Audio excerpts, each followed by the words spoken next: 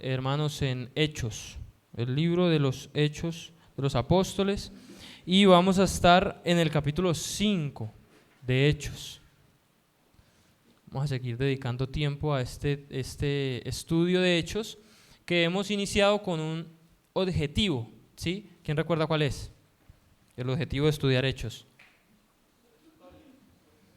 Ver el origen o la historia de la iglesia, ¿sí? Y ver cómo en este libro hay nuestra identidad, ¿sí? Cómo encontramos en este libro nuestra identidad, dónde está la raíz del nacimiento de la iglesia y de estos que después se conocieron como cristianos.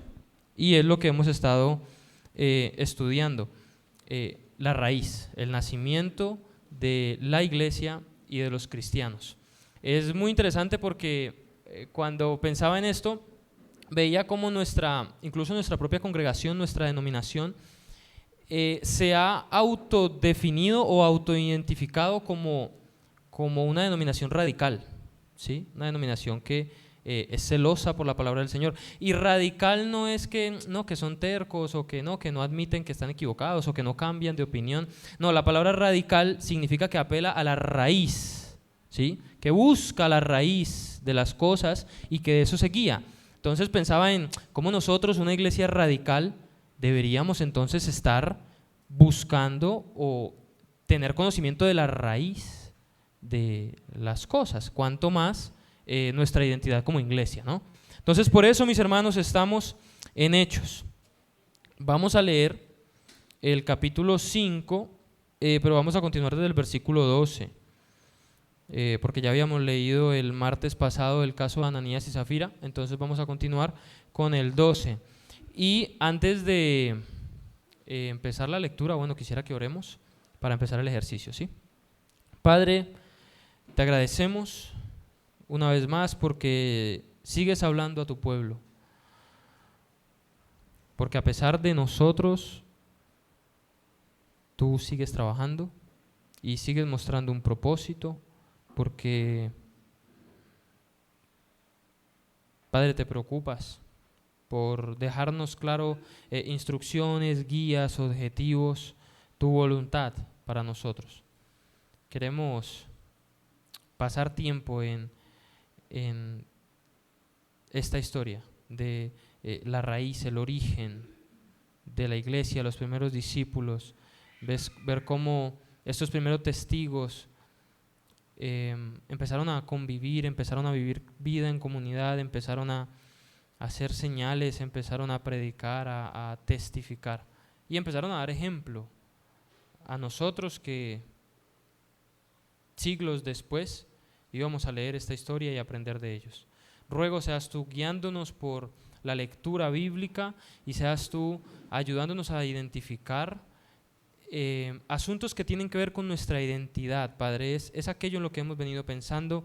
Hemos visto que somos discípulos, que estamos empoderados para testificar. Hemos visto que somos personas veraces o que deberíamos propenderlo.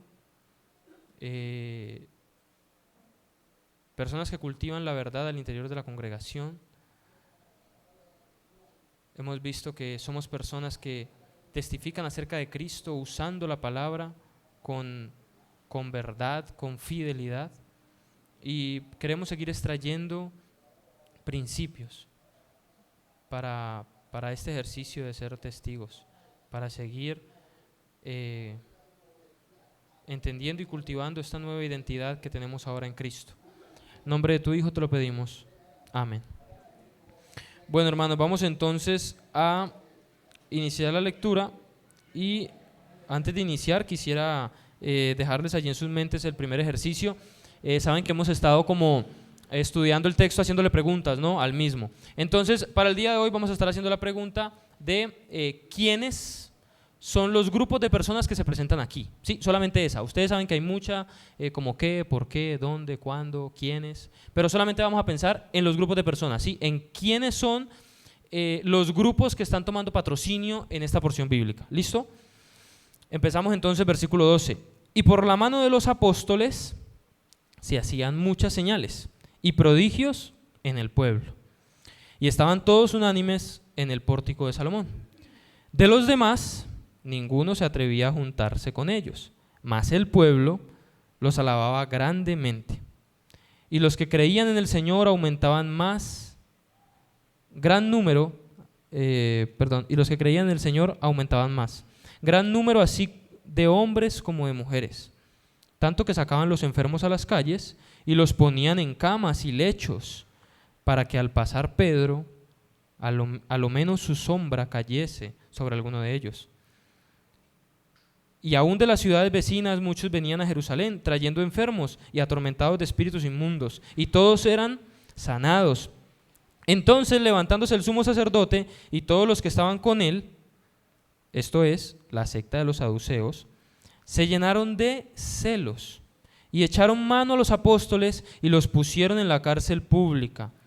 Mas un ángel del Señor, abriendo de noche la puerta de la cárcel y sacándolos, dijo: Id, y puestos en pie en el templo, anunciad al pueblo todas las palabras de esta vida. Habiendo oído esto, entraron de mañana en el templo y enseñaban. Entre tanto, vinieron el sumo sacerdote y los que estaban con él, y convocaron al concilio y todos los ancianos de los hijos de Israel, y enviaron a la cárcel para que fuesen traídos. Para que fuesen traídos. Pero cuando llegaron los alguaciles, no les hallaron en la cárcel. Entonces volvieron y dieron aviso, diciendo: por cierto, la cárcel hemos hallado cerrada, con toda seguridad, y los guardas afuera de pie, ante la puerta. Mas cuando abrimos, a nadie hallamos dentro. Cuando oyeron estas palabras, el sumo sacerdote y el jefe de la guardia del templo y los principales sacerdotes dudaban en qué vendría a parar aquello. Pero viniendo uno, les dio esta noticia: he aquí los varones que pusiste en la cárcel estaban en el templo y enseñaban al pueblo. Entonces fue el jefe de los guardias con los alguaciles y los trajo sin violencia, porque temían ser apedreados por el pueblo. Cuando los trajeron, los presentaron en el concilio, y el sumo sacerdote les preguntó, diciendo: ¿no os mandamos estrictamente que no enseñaseis en ese nombre? Y ahora habéis llenado a Jerusalén de vuestra doctrina, y queréis echar sobre nosotros la sangre de ese hombre. Respondiendo Pedro y los apóstoles dijeron: es necesario obedecer a Dios antes que a los hombres. El Dios de nuestros padres levantó a Jesús, a quien vosotros matasteis colgándolo en un madero. A este Dios ha exaltado con su diestra por príncipe y salvador, para dar a Israel arrepentimiento y perdón de pecados. Y nosotros somos testigos suyos de estas cosas, y también el Espíritu Santo, el cual ha dado Dios a los que lo obedecen. Ellos, oyendo eso, se enfurecían y querían matarlos. Entonces, levantándose en el concilio, un fariseo llamado Gamaliel, doctor de la ley, venerado de todo el pueblo, mandó que sacasen fuera por un momento a los apóstoles, y luego dijo: varones israelitas, mirad por vosotros lo que vais a hacer al respecto de estos hombres, porque antes de estos días se levantó Teudes, diciendo que era alguien. A este se unió un número como de 400 hombres, pero él fue muerto, y todos los que le obedecían fueron dispersados y reducidos a nada. Después de este se levantó Judas el Galileo en los días del censo, y llevó en pos de sí a mucho pueblo. Pereció también él, y todos los que lo obedecían fueron dispersados. Y ahora os digo: apartaos de este hombre y dejadlo, porque si este consejo o esta obra es de los hombres, se desvanecerá. Mas si es de Dios, no la podréis destruir.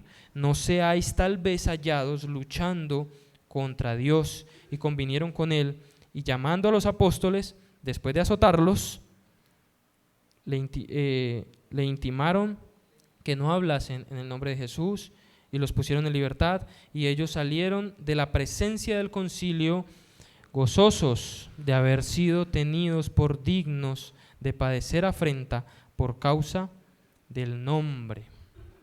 Sé que la lectura es larga, el trozo bíblico que vamos a analizar es bastante extenso, entonces vamos a ir juntos poco a poco viendo los personajes principales, los personajes que tiene esta historia. En primer lugar, desde el verso 12, ¿quién es el primer personaje que sale allí? Bueno, algunos piensan que los apóstoles. Si tuviera que ponerles una nota, o estuviéramos en un quiz, ya sacaron el primer 0.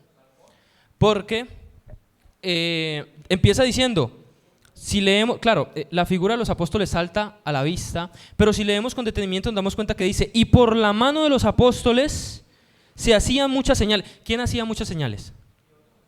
Dios. ¿Los apóstoles qué eran? Un medio, eran un instrumento. ¿Sí? Acuérdense que ya vimos a los apóstoles hacer señales, ¿no? Milagros. De hecho, es muy curioso que dice el versículo 12 que estaban todos unánimes en el pórtico de Salomón. El primer milagro, la primera señal que se hizo fue en el pórtico de Salomón, que fue este cojo de nacimiento que estaba allí pidiendo limosna, y Pedro dice la frase conocida por todos, no tengo plata ni oro, pero de lo que tengo te doy, levántate. Y él sale danzando y cantando al Señor. Esa señal, esa primera señal, se hizo en el pórtico de Salomón. Entonces parecía ser que esto era un sitio de reunión, ¿no? Y estaban allí reunidos, y por mano de los apóstoles, es decir, a través de ellos, siendo utilizados como instrumento, Dios hacía señales y milagros. Fíjense que es lo mismo que ya venían diciendo los apóstoles. Cuando están sanando al cojo de nacimiento, acuérdense ustedes en la historia, la gente los agarra y están todos con una euforia, movidos por, el chisme, no sé, ¿sí? Y los agarraron y les preguntaban, venga, ¿qué son estas señales? ¿Y cuál es la respuesta de Pedro? Él dice, pero ustedes ¿por qué se ufanan así? ¿Por qué se sorprenden así? Esto no lo hicimos nosotros, lo hicimos por el poder del Señor. O sea, los apóstoles habían sido ya claros con el pueblo de, venga, estas señales que se están haciendo no es por nuestra mano, no es por nuestro poder, es Dios el que está haciendo señales aquí. Dios está utilizando a los apóstoles, ¿sí? El primer personaje que sale aquí es Dios obrando a través de sus apóstoles. Más adelante en la historia vamos a ver, por ejemplo, que están unos en la cárcel y ¿qué pasa? Llega un ángel, abre la puerta, no dice que los apóstoles atravesaron la reja de la cárcel, sino que un ángel abrió y los sacó. ¿Quién hizo esa señal? Dios. ¿El ángel es entonces qué? Una herramienta, un instrumento, ¿sí? Fíjense que los apóstoles están entendiendo esto a tal punto que después de eso no salieron a empezar a predicar la doctrina de el ángel que libra a los presos de su condena, ¿sí? O el ángel de la guarda que guarda de los presos, patrono de los encarcelados. No, ellos entendían que este ángel era un emisario, era un instrumento usado en manos de Dios que estaba haciendo grandes cosas con ellos. Dios mostrando su poder.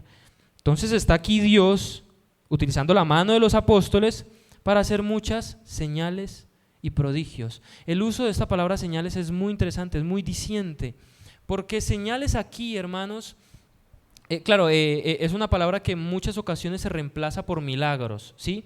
Pero tiene una connotación distinta la palabra de señales, porque cuando se utiliza esta palabra denota que hay una intención de enseñanza detrás, ¿sí? Me explico. Cuando usted va en su vehículo, hermano, y usted ve una señal que dice Tuluá, si usted va a Cali recta Cali-Palmira, y usted ve una señal que dice Tuluá, ¿cuál es el objetivo de esa señal? Llevarlo a usted a Tuluá, ¿cierto? Esa señal está ahí para que usted llegue a un punto, ¿sí? Entonces cuando dice que el Señor hacía señales es porque Él quiere guiarte a un punto. Lo importante aquí no es la señal en sí, sino a dónde te está llevando. Jesús dijo eso muchas veces, por ejemplo, cuando multiplica los panes y los peces. Después de que hace esta señal, que el objetivo de esta señal ¿cuál era? Que guiara a la gente a Jesús. Después de que hace esta señal, llegan más personas. Lo persiguen, ¿no? Y le rinden pleitesía y le dicen, maestro, ¿dónde está? ¿Por qué se nos pierde? Y él de una vez les dice, ustedes me siguen, pero no porque la señal hubiera hecho el efecto que debería hacer, que es buscarme a mí, sino porque me siguen, porque barriga llena, corazón contento. No, es decir, estaban buscando era el almuercito, porque ya les había multiplicado los panes y los peces, y bueno, esto está como bueno, vamos a ver si nos sigue dando comida. Y Jesús allí les dice, venga, es que yo soy el pan que descendió del cielo. El asunto aquí no es que ustedes estén comiendo pan o no. El asunto es que yo soy el pan que Dios quiere que ustedes reciban. Entonces miren cómo las señales tenían la intención no de alimentar mucha gente, de llevar a Cristo, de que ellos dijeran, venga, este hombre es el Mesías enviado. Entonces estaban haciendo señales y prodigios en el pueblo, Dios usando a los apóstoles. Primero entonces, personaje que aparece en este relato, Dios, con poder actuando a través de los apóstoles. Después dice, verso 13, ¿qué dice? De los demás, aparece otro grupo, ¿no? Los demás. ¿Quiénes son los demás? ¿Qué piensan que son estos los demás? El resto del pueblo que estaba allí, los demás. ¿Sí? ¿Qué hacían estos demás? Ninguno se atrevía a juntarse con ellos, dice. Más el pueblo, ¿quién es el pueblo? Es decir, aquí lo que se nos está presentando es una división del mismo auditorio. Había mucho pueblo, ¿cierto? Y dentro de este pueblo habían unos que decían, uy, no, con esta gente yo mejor no me junto, ¿sí? Y habían otros que decían, los alababan. Habían otros que estaban sorprendidos, alabando a Dios por esto. Es decir, dentro del grupo habían diferentes tipos de personas, con diferentes aptitudes. Había unos que decían, no, yo con esta gente no me quiero juntar. Y había otros que decían, no, venga, esta gente es digna de alabanza. ¿Sí? El testimonio, hermanos, que damos nosotros como testigos en las personas que están afuera, muchas veces va a causar diferentes reacciones, ¿sí? La idea es que estemos dando un buen testimonio y la idea es que nosotros estemos caminando como testigos. Pero lo que quiero resaltar aquí es que incluso caminando como testigos, en la gente que ve ese testimonio van a haber algunos que digan, no, yo con ellos no me quiero juntar. Es decir, en muchas ocasiones este testimonio no es popular. No es popular. ¿Sí? Yo me acuerdo una vez, yo estaba en Fusa y había una iglesia a la que asistía un compañero mío y tenían un servicio de jóvenes. Y entonces, para ese tiempo estaba sonando un personaje cristiano, bueno, creo yo es cristiano, pero es de la farándula cristiana, cantante. Y entonces dijeron, no, para los jóvenes de esta congregación vamos a ir todos al concierto que va a dar Alex Zurdo. Alex Zurdo iba a ir redimido. Alex Zurdo y redimido. Yo me acuerdo que hicimos el viaje hasta Bogotá, estábamos allí. Había mucha gente creyente, pero había gente que no era creyente y que solamente escucharon el nombre de Alex Zurdo y redimido. De hecho era un ambiente pesado para hacer un evento creyente, o sea, había ahí gente fumando y todo el asunto, gente que imagino yo que iba simplemente por el show. Cuando se para este cantante, él empieza a testificar, o sea, es curioso porque no llegó a cantar, sino que él llegó a dar testimonio de su fe. Y mientras que daba testimonio de su fe, empezó una chifladera horrible, o sea, la gente chiflando y gritando de que no era eso lo que querían. Y me acuerdo que fue tal el alboroto que el cantante frustrado da la espalda y se baja y se va al camerino. Y pensaba en relatos como este, en cómo este hombre se empezó a dar cuenta que a veces este es un testimonio que no es popular. A veces este es un testimonio que la gente reacciona y dice, uy, yo con este no me quiero ni juntar. Mire qué es la reacción que tienen estos acá. Y pues este cantante ese día tuvo que estrellarse con la realidad de perder seguidores, de no ser popular. Entonces es lo que está pasando aquí con los apóstoles. Otro grupo de estos les alababan grandemente. Y los que creían en el Señor aumentaban más, gran número así de hombres como de mujeres, tanto que sacaban los enfermos a las calles y los ponían en camas y lechos para que al pasar Pedro, a lo menos su sombra cayese sobre alguno de ellos. ¿Doctrina de sanidad esto? ¿Método para sanar enfermedades? Esto que está presentando aquí la Escritura. Está diciendo entonces que la sombra de algún siervo del Señor sana. Hemos sido muy enfáticos, hermanos, o bueno, he sido muy enfático y permítame repetirlo las veces que sean necesarios. Estamos leyendo un relato, una narrativa. Estamos leyendo sucesos que acontecieron, ¿sí? Aquí Lucas no tiene la intención de decirle a usted qué tiene que hacer, tiene la intención de contarle a usted qué pasó, ¿sí? Y dijimos, eso condiciona la interpretación desde el principio, porque es muy distinto que yo le diga a usted, hermano, esto es lo que pasó, a que yo le diga, hermano, esto es lo que usted tiene que hacer. No estamos evidenciando aquí una doctrina de sanidad, de que entonces yo tengo que arrimarme a la sombra de algún hermano, siervo del Señor, y cualquier dolencia que yo tenga va a ser sano, o la unción del manto, o la unción de la chaqueta, y entonces predicadores tiran la chaqueta y la gente es sana. No, hermanos, no se está presentando aquí una doctrina de sanidad. Estamos viendo cómo creyentes nuevos, viendo este mensaje, reaccionaban ante las señales que estaban haciendo, ¿sí? Y pensaban y decían, bueno, si el Señor está haciendo tantas señales a través de ellos, tal vez incluso su sombra me toca, vamos a recibir sanidad, ¿sí? Y el Señor daba sanidad a través de los apóstoles para confirmar, ¿qué cosa? Señales y prodigios. Otra vez pensemos en el uso de la palabra señales, es decir, ¿qué quería Dios con esto? No es solamente la señal en sí, la señal está guiando a algo. ¿Y a qué es lo que está guiando? Venga, el mensaje que están dando estos hombres viene de parte de Dios. El testimonio que ellos dan de Jesús viene de parte de Dios, porque miren las señales que hacen. Las señales no tenían la intención de que la gente estuviera detrás después buscando señales. El mismo Jesús lo dijo, mira, esta generación adúltera y perversa demanda señal, pero no se les va a dar. Porque las señales, hermanos, entre otras cosas, no producen fe. La fe no viene por señales. La fe viene por el oír, y el oír la palabra de Dios. Entonces lo que estamos viendo aquí no son doctrinas de sanidad o métodos para alcanzar la sanidad de nuestro cuerpo. Estamos viendo cómo creyentes nuevos que apenas iban surgiendo entendían estas señales que estaban pasando y reaccionaban a ellas, ¿sí? Y el Señor los respaldaba para respaldar el mensaje de sus apóstoles.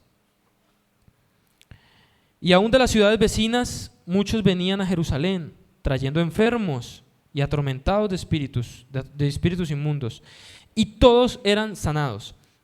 Esta última palabra yo todavía no sé si es literal, que literalmente todos los enfermos que estaban allí fueron sanados, o si es una hipérbole haciendo relación a que mucha gente fue sanada. El asunto es que el Señor, a través de los discípulos, estaba haciendo muchas señales, muchos prodigios, y mucha gente fue sanada de sus enfermedades. Entonces, otro grupo aquí, levantándose, ¿quién? El sumo sacerdote. Es decir, ¿quién? ¿Qué es un sumo sacerdote? Es un líder, ¿no? Un líder, es decir, aquí se está levantando una autoridad, un líder espiritual de Israel. Y no cualquier líder espiritual, un sumo sacerdote, ¿sí? No es un sacerdote. Recuerden ustedes que habían sacerdotes y habían sumos sacerdotes. Los sumos sacerdotes venían del linaje de Aarón, y solo ellos podían ingresar al lugar santísimo, ni siquiera un sacerdote, sino un sumo sacerdote. Entonces aquí se levantó un sumo sacerdote, una persona que está en autoridad, una persona que el pueblo ve como ¿qué? Como guía espiritual, y no solo como guía espiritual, sino un intermediario entre Dios y los hombres, porque es la persona que va a entrar en representación de todo este pueblo con sangre para ver si Dios nos perdona. Entonces el sumo sacerdote es que yo los estoy representando a ustedes delante de Dios, ¿sí? Este hombre se levanta, ¿y qué pasa con él? Y todos los que estaban con él, esto es la secta de los saduceos, ¿y qué pasó? Se llenaron de celos. Las autoridades espirituales y los mediadores entre Dios y los hombres, al ver estas señales, se llenaron de celos. ¿Qué espera uno que estas personas hagan al ver estas señales y que la gente cree y el número está aumentando? Que se sumen a esto, ¿no? Que adoren al Señor, que crean. Pero ¿qué está pasando? Celos. ¿Celos por qué? ¿Por qué celos? ¿Será que tenían celos de que la sombra de ellos no sanaba a nadie?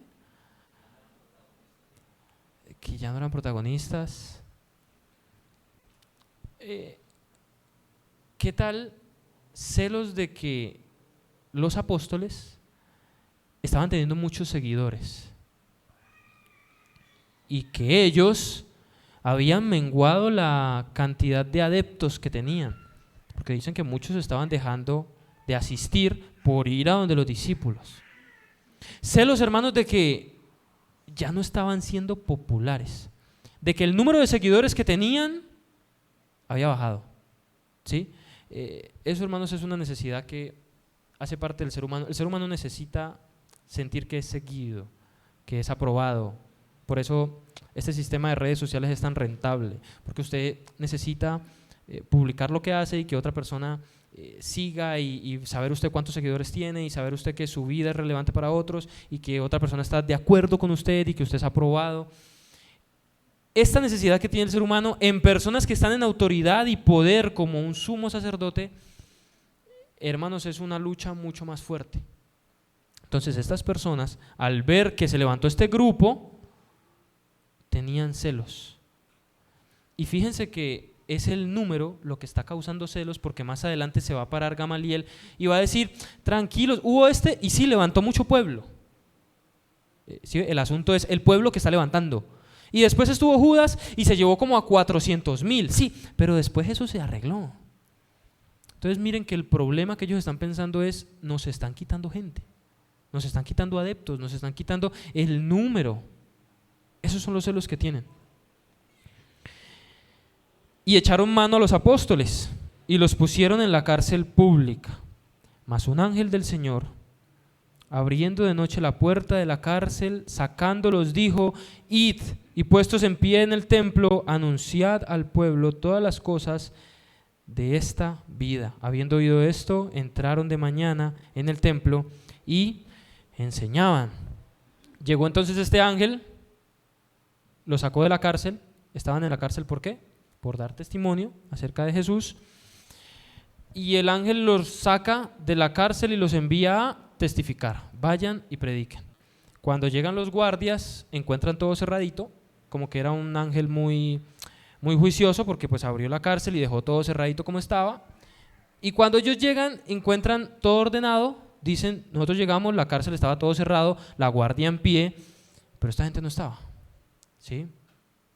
El Señor siguió obrando, mostrando su poder, en este caso a través de un ángel. Y lo que quiero que veamos en esta señal que se hizo acá, en este milagro, es que una vez más, hermanos, Dios es quien se está adjudicando el poder para actuar, para hacer milagros y señales. Y el poder, hermanos, conlleva algo que nosotros debemos tener presente, y es que el poder conlleva la soberanía y la voluntad para ejercerlo.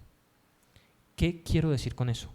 Que si Dios es el que está mostrando aquí el poder para hacer señales, Dios al mismo tiempo se está adjudicando la soberanía y la voluntad para hacer esa señal.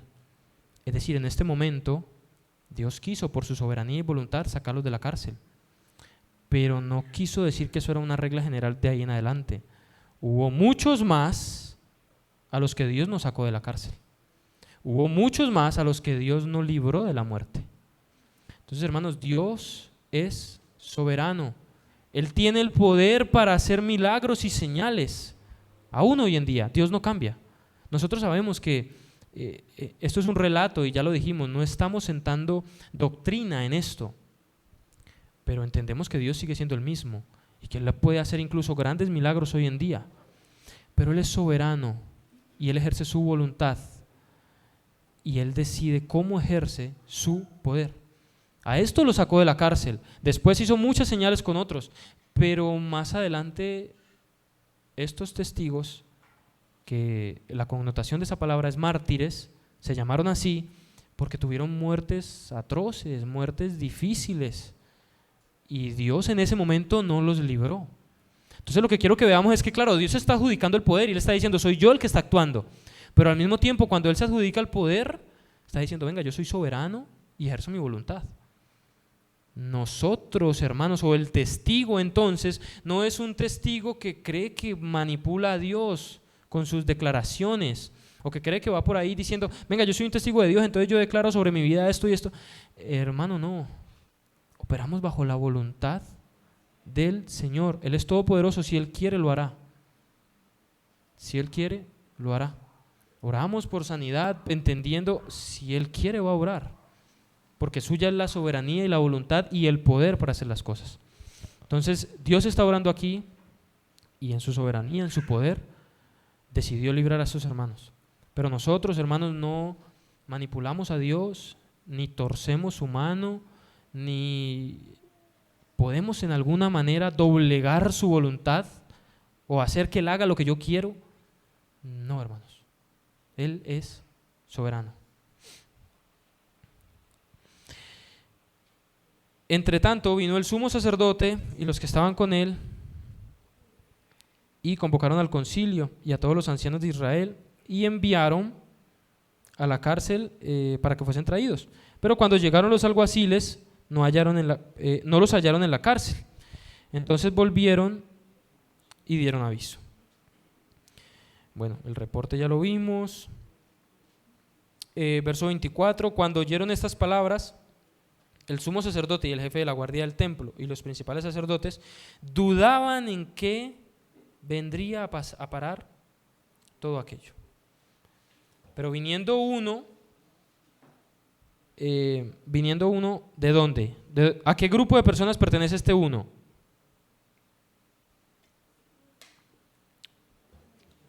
Vienen hablando los sacerdotes, ¿no? Exacto. Entonces vino uno, les dio esta noticia: he aquí los varones que pusiste en la cárcel están en el templo y enseñan al pueblo. Entonces fue el jefe de la guardia con los alguaciles y los trajo sin violencia, porque temían ser apedreados por el pueblo. Es decir, tenían miedo de que, venga, esta gente lo está siguiendo muchas personas, son muy populares, entonces tal vez si nosotros nos involucramos con ellos, nos apedrean. Cuando los trajeron, los presentaron en el concilio y el sumo sacerdote les preguntó diciendo: ¿no os mandamos estrictamente que no enseñases en ese nombre? Y ahora habéis llenado a Jerusalén de vuestra doctrina y queréis echar sobre nosotros la sangre de este hombre. Respondiendo Pedro y los apóstoles dijeron: es necesario obedecer a Dios antes que a los hombres. El Dios de nuestros padres levantó a Jesús, a quien vosotros matasteis, colgándolo en un madero. A este Dios ha exaltado con su diestra por príncipe y salvador, para dar a Israel arrepentimiento y perdón de pecados. Llega entonces Pedro y los apóstoles delante de los sumos sacerdotes, las autoridades espirituales, y dicen: es verdad que ustedes nos dijeron que no predicáramos en ese nombre, pero nosotros entendemos que es necesario obedecer a Dios antes que a los hombres. Y empiezan a testificar y a decir: el Dios de nuestros padres levantó a Jesús, verso 30, a quien vosotros matasteis, colgándolo en un madero. La primera cosa de la que los sumos sacerdotes estaban acusando a Pedro y a los apóstoles era precisamente de esto, de que querían culparlos de la muerte de Jesús, es decir, quieren echar sobre nosotros la sangre de Jesús. Pero la intención de Pedro al nombrarles que ellos mataron a Jesús, ¿cuál es? O sea, ¿él por qué les dice eso? ¿Qué quiere Pedro? ¿Señalarlos, criticarlos, juzgarlos, condenarlos? ¿Qué quiere Pedro con eso? Lo dice más adelante, verso 31. A Jesús, al que ustedes mataron, Dios le ha exaltado con su diestra por príncipe y salvador. ¿Para qué? Para dar a Israel arrepentimiento y perdón de pecados. Entonces, sí, ustedes lo mataron, pero hay arrepentimiento y salvación a través de él. O sea, este mensaje no se está predicando para juzgarlos, sí, ustedes los asesinos del Cristo, sino para que diciendo eso se compungiera su corazón como estos primeros y dijeran: venga, ¿qué vamos a hacer? Y eso los guiara al arrepentimiento y salvación. La intención de testificar aquí no es acusar, señalar, confrontar sí, pero es confrontar para mostrar después la realidad de que en este Jesús hay provisión de salvación, hay arrepentimiento a través de la persona que viene ejerciendo fe en Él. Para perdón de pecados. ¿Y nosotros qué dice? ¿Y nosotros qué? Somos testigos suyos. Esa palabra es clave, hermanos. Si usted puede, subrayarla en su Biblia. Somos testigos suyos. Como diría un profesor de teología que tuve, eso es una palabra antológica. Antología, hermanos, es la rama de la teología que estudia el ser del hombre, el ser, la existencia. Cuando él está diciendo nosotros somos testigos, está apelando a su ser. Es decir, nosotros, a pesar de que ustedes nos dijeron que no lo hiciéramos, testificamos porque es lo que somos. No es lo que hace, es decir, nosotros no testificamos por cumplir un deber. Nosotros no testificamos porque lo que pasa es que pertenecemos a un grupo y ese grupo testifica y entonces tenemos que salir los últimos domingos y entonces vamos allá porque pues es una obligación, es una norma, se nos dice, el pastor lo exige, el pastor lo habla desde aquí. Es porque es lo que somos. Y usted no puede renunciar a lo que usted es, hermano. Y lo que usted es, usted va a seguir siendo, así su entorno se esté cayendo, así la cosa se ponga difícil, así a su alrededor haya persecución, así sea impopular, así pase lo que pase, porque usted es testigo. Es parte de nuestra identidad, hermano. Por eso usted testifica, porque consecuencia lógica de alguien que es testigo es que testifique, ¿sí? Es consecuencia lógica de nuestra naturaleza. Es lo que somos, por eso existimos, hermanos. Es parte de nuestra esencia. Y nosotros somos testigos suyos de estas cosas. También el Espíritu Santo, el cual ha dado a Dios lo que le obedecen. Ellos, oyendo eso, se enfurecían y querían maltratarlos. Entonces, levantándose en el concilio, un fariseo llamado Gamaliel, doctor de la ley, intercede por ellos y vamos a continuar entonces después de la intervención de Gamaliel. Verso 40, y conviniendo con él y llamando a los apóstoles, después de azotarlos, eso sí, o sea, Gamaliel da su intervención. Gamaliel era un hombre respetado, ¿no? Era un doctor de la ley respetado por todo el pueblo, dice la escritura. Y era un doctor al que, según yo, sí le sirvió su doctorado, porque estaba entre otros doctores que lo que estaban haciendo era que llenándose de celos y más bien viendo cómo aprender y maltratar a estos discípulos. Pero entonces este doctor, haciendo uso de un poquito de pensamiento lógico, empieza y dice, venga, aquí han habido muchas obras y hay mucha gente que se ha levantado diciendo ser alguien, pero ellos mueren y eso se disipa. Entonces, si esta obra se va a mantener, si es de hombres, va a pasar exactamente lo mismo, pero si se va a mantener es porque es de Dios y no sea que ustedes estén involucrados en eso. Y era tan sabio, tan respetado este hombre que los demás estuvieron de acuerdo. Y pues después dijeron, dejémoslos ir, pero ya los trajimos aquí, entonces vamos a darles una muenda, pues porque ya los trajimos, ¿no? Pues están aquí. Entonces, eso sí, los castigaron y salieron de allí. Pero salieron de allí ¿cómo? ¿Qué dice la escritura? Gozosos. Salieron a denunciar, salieron a quejarse, salieron a poner la queja ante las autoridades. Salieron gozosos de ser tenidos por dignos de padecer por el nombre.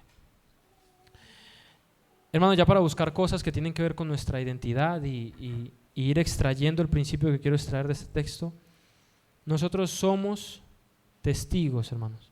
Somos testigos, sin importar las adversidades, sin importar, hermano, lo que pasa a nuestro alrededor. Ellos los azotaron, ellos más adelante murieron como mártires, pero este ejercicio de testificar siguió. ¿Y siguió por qué? Porque eran muy disciplinados, porque ellos tenían mucha constancia, porque ellos habían entendido su identidad. Lo que yo quiero que entendamos, hermanos, es que en últimas, si la iglesia no está empoderada del deber que tenemos, por ejemplo, de ser testigos, de testificar, de hacer discípulos, es porque a largo plazo no hemos entendido lo que somos. Es porque en últimas palabras usted y yo no hemos entendido que somos discípulos. Es nuestra naturaleza, es lo que hacemos, testificamos. Un palo de mango da ¿qué?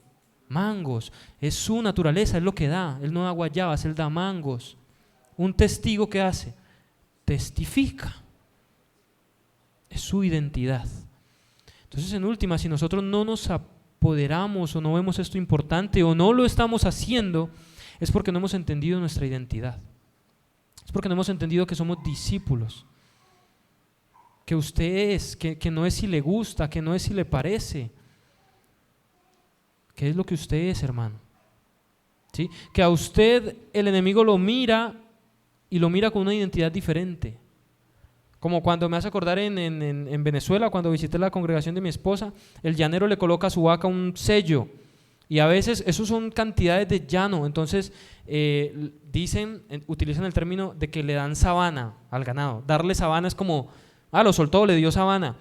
Y cuando usted le da sabana, pues puede que una vaca mía pasó donde el hermano o pasó donde el hermano. Y si usted tiene un poco de vacas, hermanos, esos hasta se parecen. Pero el ganadero ve su vaca y la ve marcada y dice, esta vaca no es de aquí, porque tiene el sello, esa vaca es del hermano, entonces lo voy a llamar, hermano, por aquí, venga por su vaca. El enemigo, hermano, lo ve a usted y él ve que usted está sellado. Y él dice, este no es de aquí, no pertenece aquí. ¿Por qué? Porque usted tiene un sello. ¿Cuál es ese sello? El Espíritu Santo, que vino cuando en Pentecostés. Él no es de aquí, esa no es su naturaleza, él es de allá, él es testigo, él testifica. Oremos, hermanos. Padre, queremos agradecerte porque tenemos una nueva identidad, una nueva naturaleza. Porque no éramos esto, éramos enemigos tuyos. Pecadores entregados, sumidos a su maldad. Éramos extranjeros, lejanos al reino, advenedizos, objetos de la ira divina. Éramos reos que ya habían sido juzgados a muerte, condenados. No pertenecíamos a tu familia ni a tu mesa, pero a través de Cristo nos hiciste cercanos y quitaste toda esa identidad pasada, porque el viejo hombre fue clavado en la cruz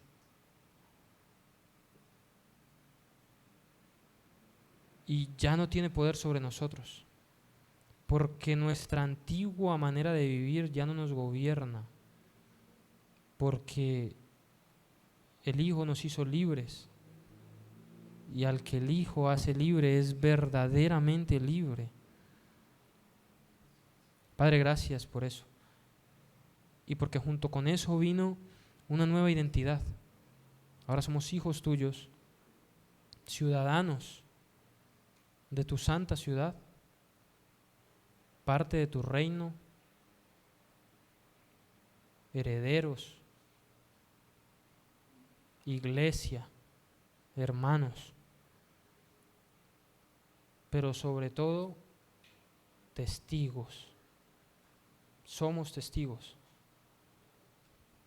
Es lo que es nuestro ser, lo que hace parte de nuestra existencia.